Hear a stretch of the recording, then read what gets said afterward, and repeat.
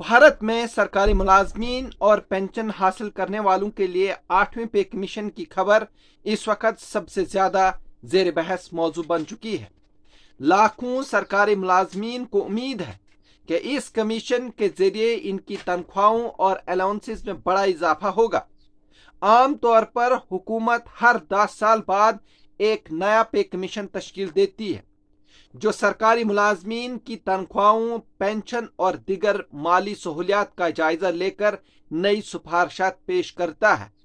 इससे पहले 7वां पे कमीशन नाफिज किया गया था, जिसके बाद अब 8वीं पे कमीशन का इंतजार किया जा रहा है। इब्तदाई तौर पर यह उम्मीद जाहिर की जा रही थी कि 8वां पे कमीशन 1 जनवरी 2026 से नाफिज हो जाएगा, लेकिन ताज़ा इतलात के मुताबिक इसके मुकम्मल नफाज में कुछ वक्त वो लग सकता है। माहिरीन के मुताबिक पे कमीशन को अपनी सिफारिशात तैयार करने के लिए माशी हालात का जायजा लेना पड़ता है। सरकारी मुलाजमीन और पेंशनर्स की राय लेनी पड़ती है और मुख्तलिफ महकमों से मुशावरत भी जरूरी होती है। यही वजह है कि इस अमल में आम तौर पर कई महीने लग जाते हैं और हतमी रिपोर्ट आने में तकरीबन 1.5 साल तक का वक्त भी लग सकता है। नाज़रीन, मैं आपको बता दूं कि भारत में तकरीबन 50 लाख मरकजी सरकारी मुलाजमीन और तकरीबन 65 लाख पेंशनर्स ऐसे हैं जिन्हें इस कमीशन से बराह रास्त फायदा पहुंच सकता है। इसलिए इस फैसले का असर करोड़ों खानदानों की माशी हालात पर पड़ सकता है।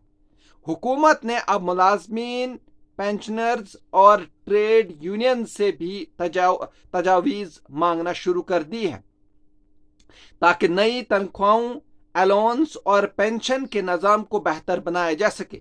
नाज़रीन, मैं आपको बता दूं कि इतलात के मुताबिक मुलाजमीन अपनी तजावीज़ ऑनलाइन पोर्टल के जरिए 30 अप्रैल 2026 तक जमा करा सकते हैं। अगर मतवक्का तब्दीलियों की बात करें तो माहिरीन का कहना है कि 8वीं पे कमीशन के बाद कम अज कम बुनियादी तनख्वाह में बड़ा इजाफा हो सकता है। मौजूदा वक्त में कम अज कम बुनियादी तनख्वाह तकरीबन 18,000 रुपये है, लेकिन नई सिफारिशात के बाद इसे बढ़ाकर तकरीबन 44,000 रुपये तक किया जा सकता है। 44,000 रुपये, 44,000। असल इजाफा इस बात पर मुनहसर होगा कि हुकूमत फिटमेंट फैक्टर कितना वो मुकर्रर करती है। अगर फिटमेंट फैक्टर ज्यादा रखा गया तो मुलाजमीन की तनख्वाह में तकरीबन 30% या इससे भी ज्यादा इजाफा मुमकिन है।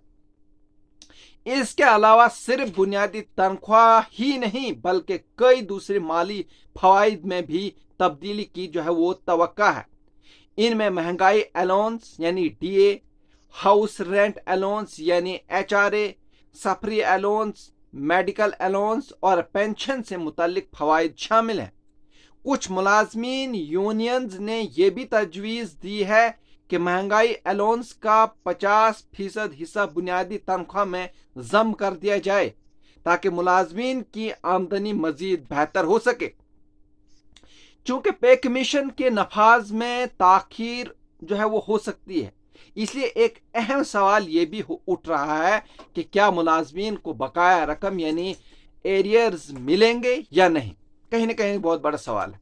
वहीं माजी के तजर्बात को देखते हुए इम्कान यही है कि अगर नई तनख्वाहें देर से नाफिज हुई तो जनवरी 2026 से लेकर नाफिज होने की तारीख तक की बकाया रकम मुलाजमीन को वो अदा की जाएगी।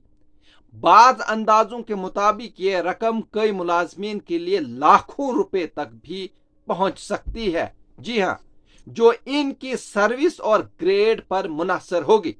वहीं मजमूई तौर पर देखा जाए तो 8वां पे कमीशन भारत के सरकारी मुलाजमीन और पेंशनर्स के लिए एक बड़ी माली तब्दीली साबित हो सकता है।